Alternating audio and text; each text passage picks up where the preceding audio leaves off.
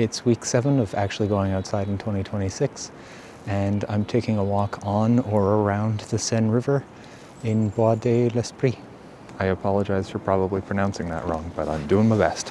Despite being in the city, the park was surprisingly quiet and absolutely full of birds. I saw quite a few woodpeckers and heard even more. Woodpecker. A friendly little nuthatch came to visit, and I spent so long wandering around recording other bird sounds that my phone died. I heard a few new ones, but never actually managed to get my phone out in time to identify them. I also came across a majestic owl, but he didn't move very much. I spent a while wandering down by the river, then followed the main path back, stopping to admire all the tree carvings as I went.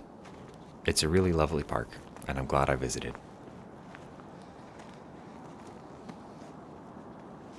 Anyway, see you next week.